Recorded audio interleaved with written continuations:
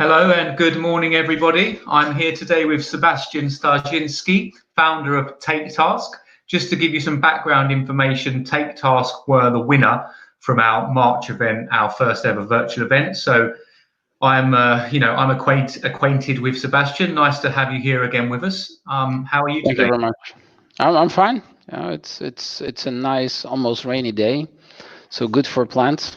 Everything's perfect. Okay, so today Sebastian's going to share his experiences recently during the pandemic, how they've been impacted in their fundraising efforts, and a lot of valuable information for the startup community and takeaways from TakeTask's experience. Yeah, sure. Hi. So first of all, thank you for having me here. We are in a particular situation where we are fundraising for scaling on international level. So we have first sales on the international scene, and in order to scale, we need to fundraise. And we started our round early this week, this year, and then everything was going okay. We started to have conf calls with investors, like a regular, sales funnels for investors, then getting some first NDAs with them, and then starting to talk about first term sheets. And then everything changed because of COVID. Yeah. So first of all, we had to change, our priorities. We moved to home office, the whole company, and and started to work on a big project for the Polish Ministry of Digital Affairs. So this was a very big challenge for us. So we had to postpone some of the talks with our investors. But on the other hand, we also noticed that those investors, they were not so much willing, to talk anymore, because when I was asking some investors whether they would like to, after some time, to go back to talks, most of them said yes, but not now. We are concentrating on portfolio companies.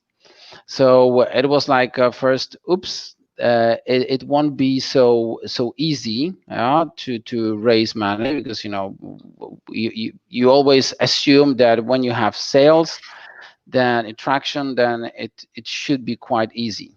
But in times when you have a crisis like this, you need to change the approach a bit. So so first of all, you have to see that even if you as a company can change, we just switch from regular office to home office just in one day. We said, okay, so tomorrow we do not come to the office, let's start working from home. And then in 3 days we started the biggest project in the history of our company, and there was no problem with this. But our clients, enterprise clients, they had problems. And at the first glance, we didn't notice it, because we were so engaged in this big project that we noticed it after some time, when we looked at the implementations of projects we were supposed to have, that they didn't happen. Of course, at that time it was a good sign, because we had so much work that we couldn't cope with this. But this is one thing, that even if you are not struck by the kind of crisis, it doesn't mean that your client won't. So your resiliency comes from other areas. And the other thing is that investors, they, apart from concentrating on their portfolio companies, they tend to be more conservative. They need to have they prefer to watch what's going on. So in order to minimize the risk of investment, they prefer to look at what's going on. So first of all, we already have some investors on board, so we got term sheets from them. So we were in a bit better situation. We didn't approach with those term sheets, because we didn't need to, because we had cash from the projects we had. But from this is the kind of moment where you need to concentrate on and maybe even thinking about changing the way you normally approach. So for us, it was thinking about how in this particular situation we can use our software in a different way. And we had a very good first shot, yeah, because we proposed our system to the Polish Ministry of Digital Affairs, and we got a contract just in a couple of hours. Yeah, so we heard about companies producing masks, advertising company producing plexiglass for stores, and so on, so on. So these are the kinds of thinking in crisis where you have to show your flexibility. And this is, in my opinion, this is also something that is showing the investors that you as a founder, as a management team, and the whole company actually, you are flexible and you can adjust to different ups and downs in the environment. Because when you're a startup, you will got kicked many times on the way. Yeah. So this is something not quite as hard as the current kick, I believe. Yes, but then this is another task for you as a startup. Yeah. So I can imagine much harder kicks in a particular industry. Yeah. Let's say you are in an industry which gets a regulation and you just cannot produce what you are producing. Yeah. So it's even a bigger kick, but it's not so widely spoken because it affects only one industry. Yeah, but for you as a startupper or as an entrepreneur, it's a very big problem. Yeah. Of course, you can prepare for this for a longer time because in most cases you know that the legislation will come in, but still it requires thinking in a bit different way. And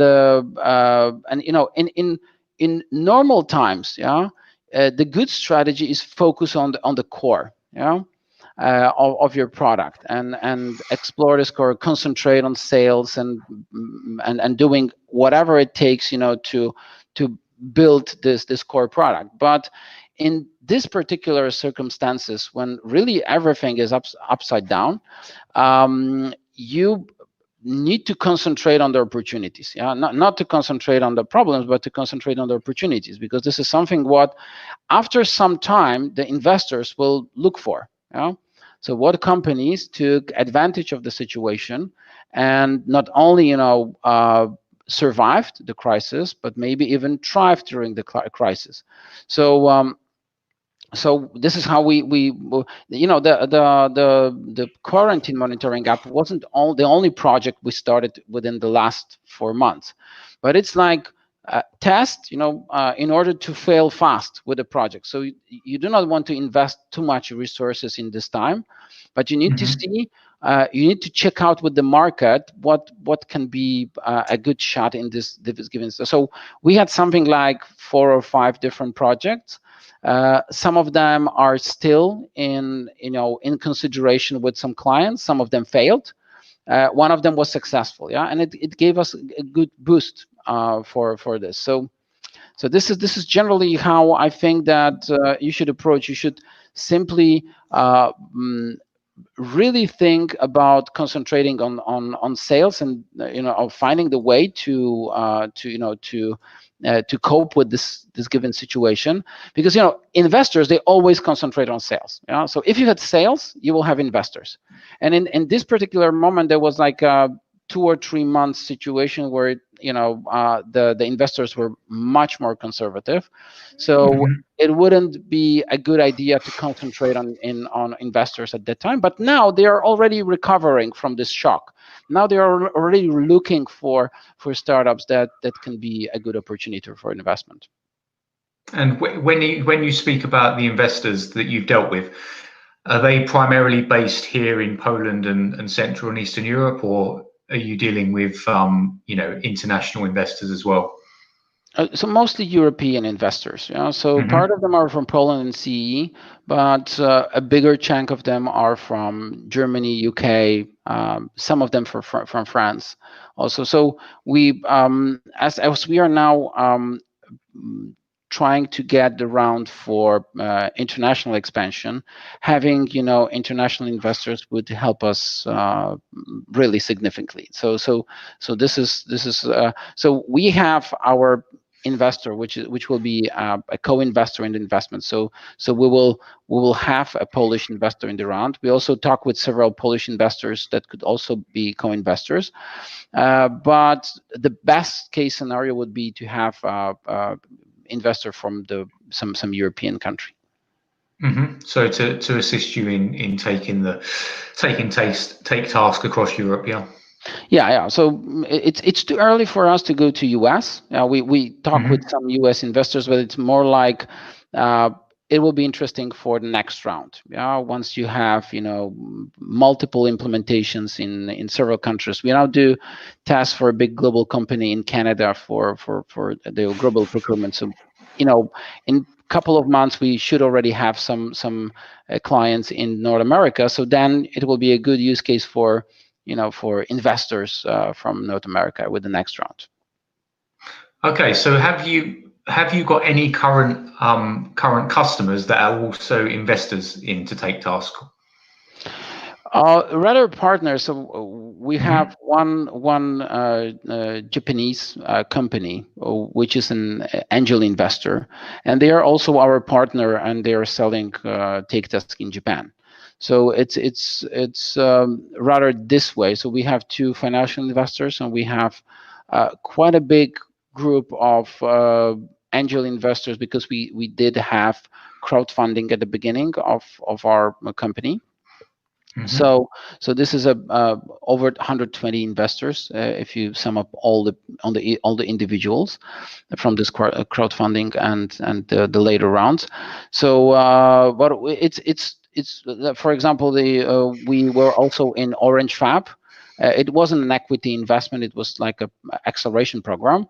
But we also work in several projects with Orange. So this is a kind of rather partners than clients.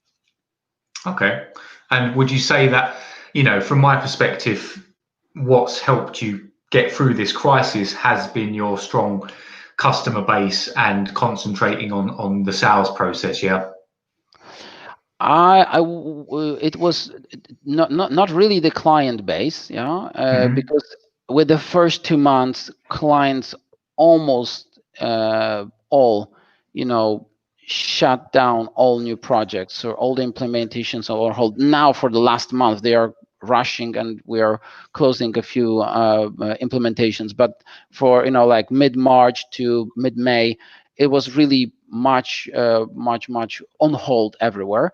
But there were two other things that were important. First of all was a kind of open-minded culture in the company. So the idea of going to any ministry with a COVID quarantine application wasn't my idea, wasn't my co-founder. It was one of our project managers, and it wasn't his only idea or the only idea in the company. It wasn't the first idea that came up. It was successful. There were many ideas that failed in the past, but still we have this open mindset that you can talk about your ideas. Let's evaluate it. Let's talk about it in a group of people and see what we can do. So this was really a very fast shot. So after saying to Nicholas that I doubt, because we do not have any government clients, we do not have any connections with the government and so on. So it was like really a very hard thing to get through. But then I thought, okay, but we have partners, so let's call to Orange, T-Mobile, Microsoft, PwC, and other, like even individuals that and then we put a web, of people, and started to email to different ministries. And then we got a conf call and were invited for a meeting to a Ministry of Digital Affairs. So it was rather a process and a culture, not already a structured client base.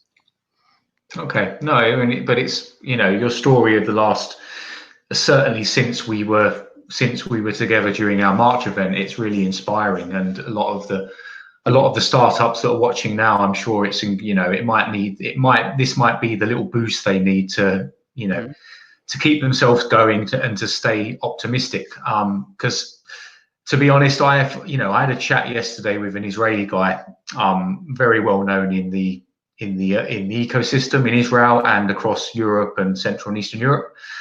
And his view on it is that, like you said, sales should be the primary focus for now. And certainly for a really early stage company, it's going to be very difficult to raise money well into next year, So,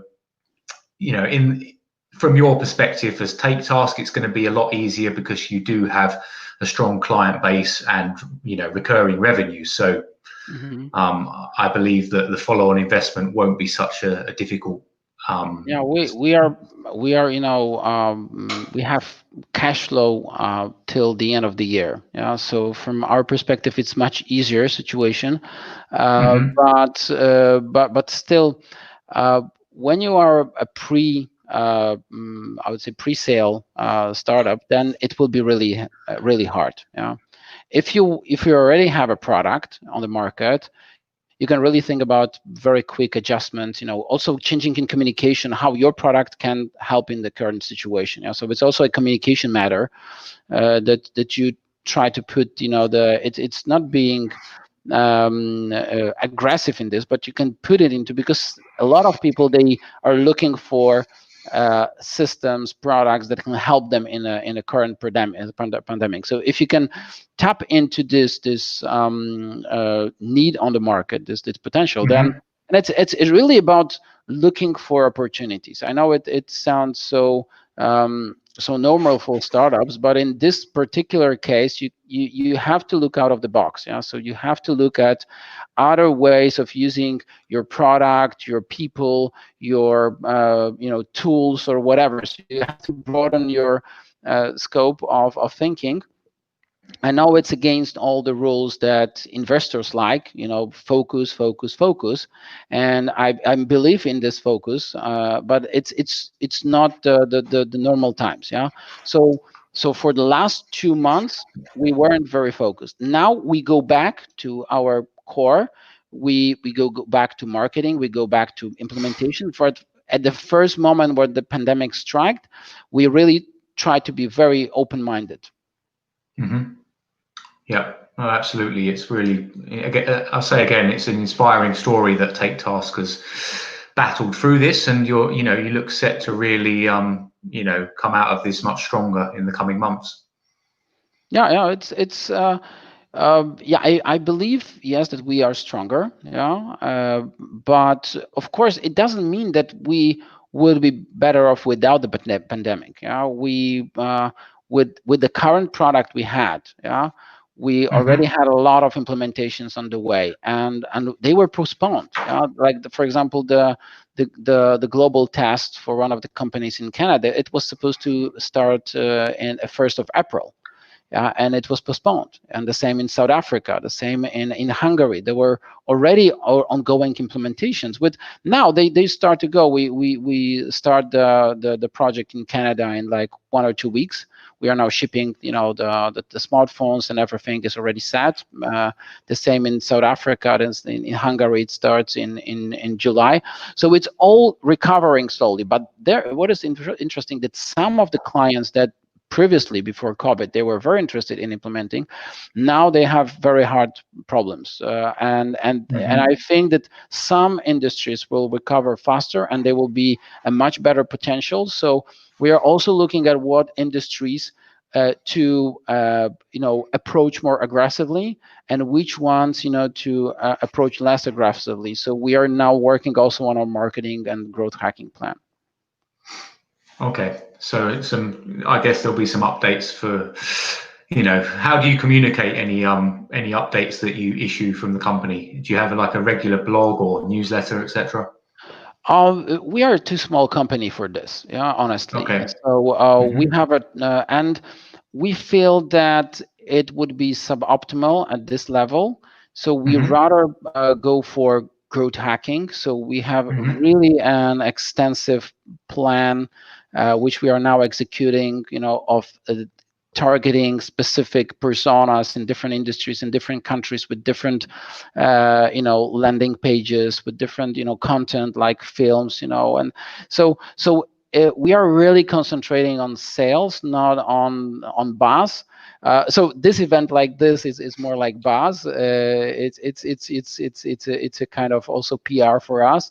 But and all the kind of conferences, but most of the daily work is really hard growth hacking, and then approaching to clients with sales and test proposals, implementations, and so on. So it's really a very well structured process, and we are just adjusting it to the needs. For example, changing the personas, changing the communication, some putting some more phrases about COVID, how we can help in COVID to let's say we are a task management application, so it's about confirming that all people know what are the current standards, and the organization can switch to a new standard over the night. So it's showing this I would say benefits that companies might need, because we can have another outbreak of pandemic in, let's say, in winter. We now in Poland we have a higher rate of new COVID cases.